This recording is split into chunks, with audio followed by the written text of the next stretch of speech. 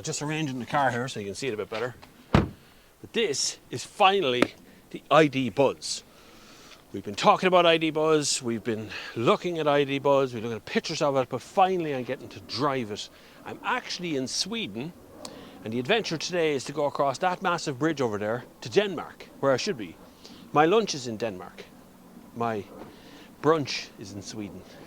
Anyway, let's have a look at the ID Buzz before we go anywhere. This is going to come in various types. So you've got this passenger one, which is the one I'm driving right now.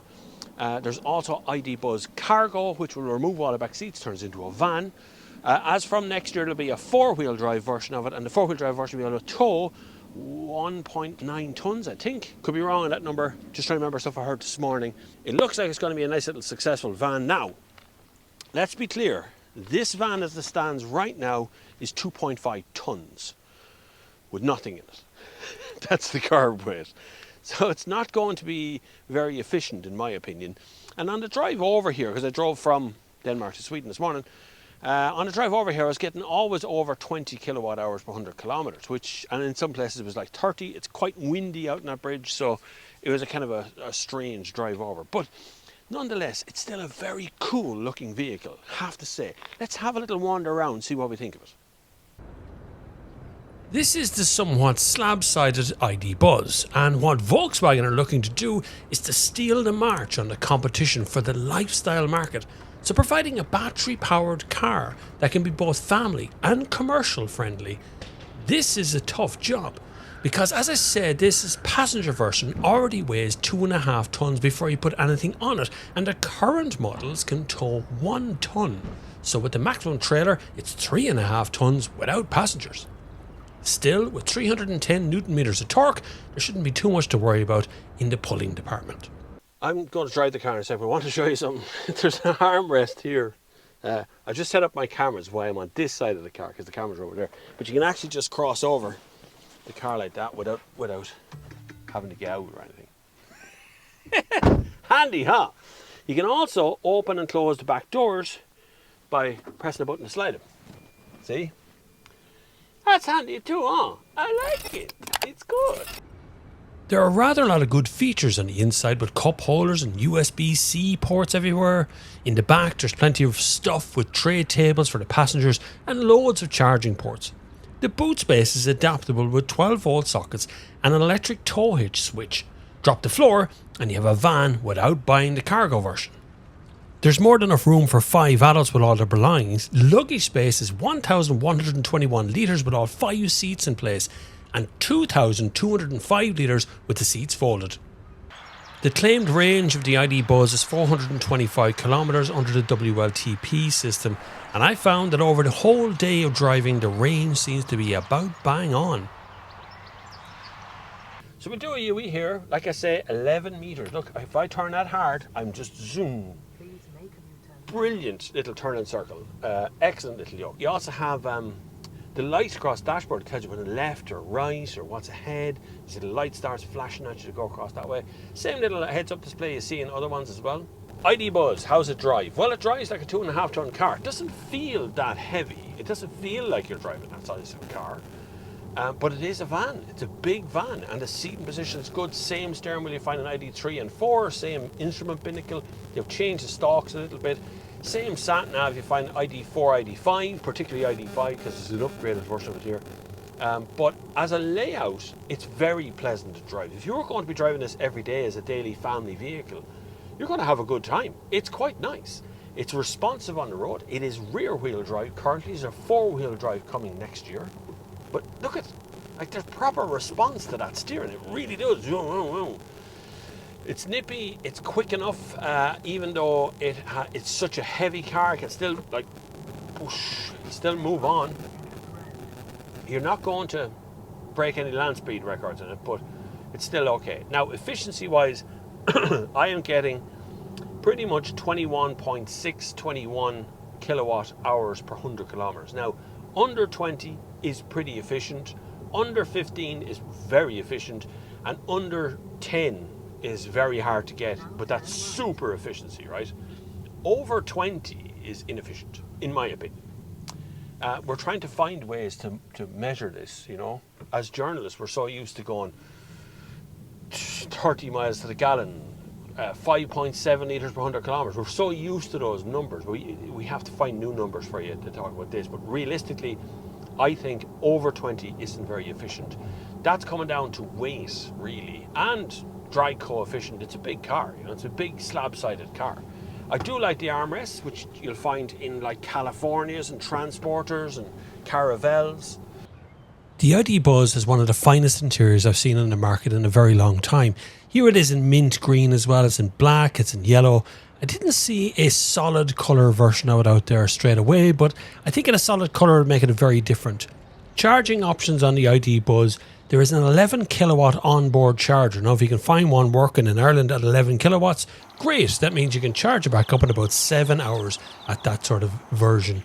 If you want to charge it up at a DC charger, it's up to 170 kilowatts, which is very, very good. That's the top end of what we want. That's from 5 to 80% in about 30 minutes. So the ID Buzz can be ordered right now, as can the Cargo, and the prices start at $41,538 for the Cargo version, and in the passenger version, $65,890, which by the size of it is actually good value.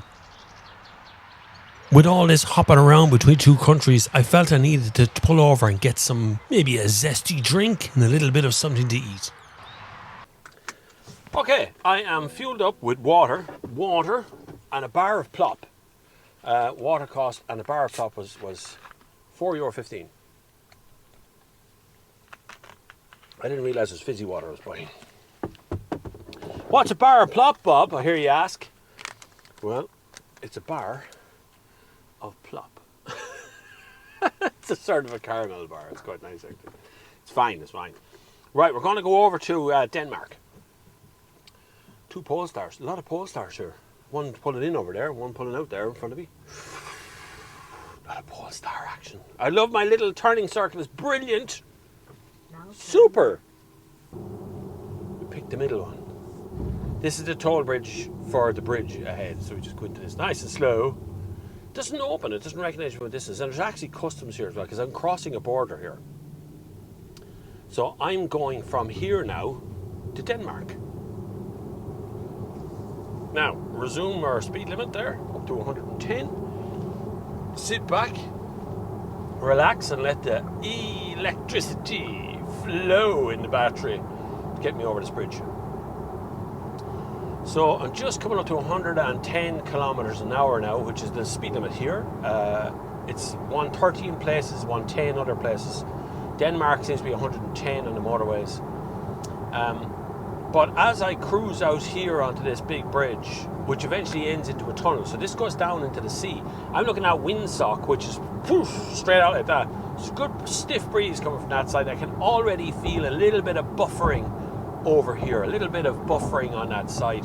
Windscreen wipers just came on as well. The bridge is shrouded in a bit of grey, misty cloud. Wind farm over there, which looks stopped. Don't know what's happening there. Denmark, what's your problem there? Why aren't you turning? There's lots of wind around today. But there is a bit of buffering down that way and louder, a little bit louder. But road noise is quite low. Under me, I mean. That's quite nice. And I have the active cruise control on now. And you can see now we're over the sea. So according to this, you can see where we're going across here. Over the ocean part of it. It's very, very pleasant to drive along. It's a big bridge. This goes under the water. It goes down into the bottom. It just disappears into the ocean over here on the Denmark side. I am steering. I'm holding on to the steering wheel. There is some nagging stuff on the car which does annoy. From time to time, the car will think I'm talking to it, and it will just suddenly pop up and say, what do you want to do? Where would you like to go? Or input the address. It will all pop up on the screen in front of you going, I wasn't talking to you. You can see the little flag there of Denmark is just ahead now, because we're just about to cross back over into Denmark territory. Anyway, as I come down off this, I want to thank you all for dropping in and having a look at the video. I hope you've hit the subscribe button at this point as well. We're currently looking for sponsors and stuff as well for the channel. If you want to become a channel sponsor, you can. Terms and conditions are there, but you'll have no competition at the moment. So we're moving into the winter season, and it's going to be good. It's going to be there's a lot going on this winter. We're going to Scotland with possibly a Ferrari going over to Scotland. We're going to be driving a Ferrari over to Scotland for the buzz of it. We're going to be going to Turkey for a driving adventure as well. There's all kinds of things going on. Just all kinds. It's going to be a wild time over the next while. So I'd love to have you along. Hit the subscribe button. Hit the like and the share and the follow and the comments button. Leave me a comment. Tell me what you think of ID Buzz. Are you ready to go? Only that taxi suite is speeding. It's the only thing that's even come near speed. Let me know in the comments below if you like these kind of videos. But also tell me about that perspective. Do you like that perspective? That kind of wide open perspective like that, where you can see the whole inside of the cars driving along. You can see out the back window and everything. It's over there, yeah, back window there. See the wiper going on and off. I can see everything now, you know. It's kind of a weird one now. I kind of like it. Anyway, we're going to drop into the ocean. This is where I leave you. Thank you very much for watching. I hope you've hit the subscribe button. And until the next time, I'll see you on the far side of this ocean. Sailing boats and everything out there. Beautiful place.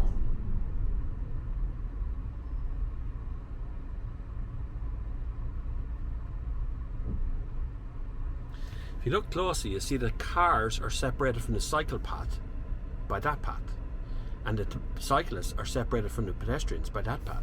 They've all got their own step.